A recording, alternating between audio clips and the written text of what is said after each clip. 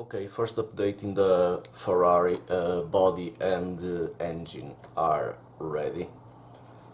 The body was kind of a nightmare because if you remember when after clear coating and sanding and preparing for the polishing part, I always say to you guys to take care around edges and sharp points, because you can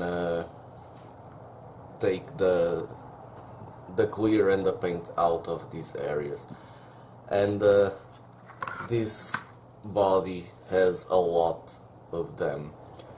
So I clear coated it, and when sanding I always have to do some touch-ups here and there, because as I've said, there are too many edges and I've took the paint off of those parts, so I had to touch up and clear coat it again. So in the end I did it, I don't know, maybe three times until I've got the desired finish. This part in the side intake was also quite hard job, because it's not very accessible for you to go in here and sand this lower part, because you glue the side intake from the inside and you always get this seam here. So as you can see, it's pretty good here, but not 100% perfect. It didn't turn out the way I wanted, because in here on the right below the door, if you can see, there's still a bit of a seam. It's noticeable. I filled it, I sanded it, and then it will appear again, so I filled it again, sanded it, and I couldn't get it properly covered.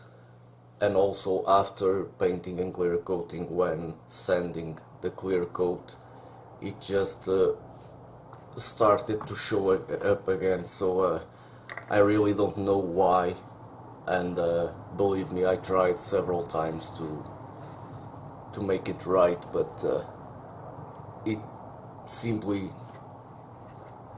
wouldn't be. So still looks good.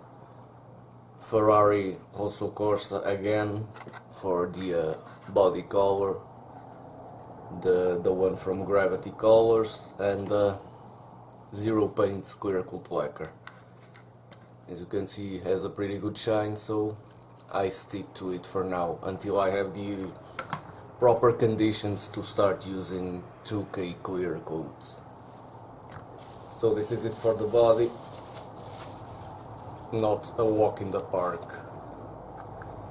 Next we have the engine.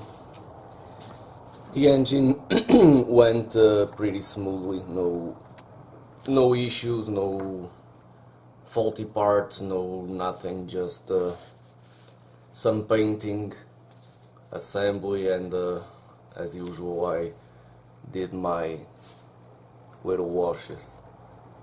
Not that overall wash that people usually do to make the engine dirty, because that's not what I pretend, or that isn't what I want to achieve. I just want to achieve some shadows to pop it out a little bit, and you can see the details a little better. As you can see here on the alternator, it gives a lot more contrast to it, and you can see it very, very good.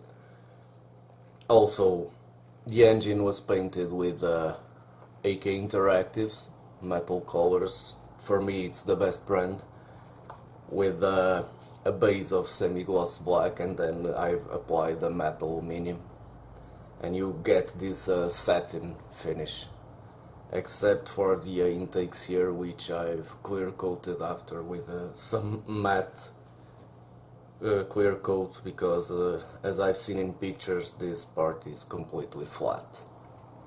For the exhaust, I've used Umbral's gloss black enamel and polished aluminium in the end, and as you can see, it looks fantastic, as I was expecting.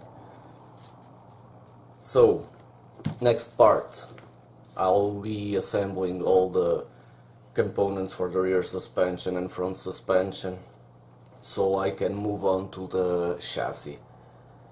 And after the chassis, it's only the interior that's left, which I'll be using those seat belts that the owner sent me to give it an extra detail for the interior.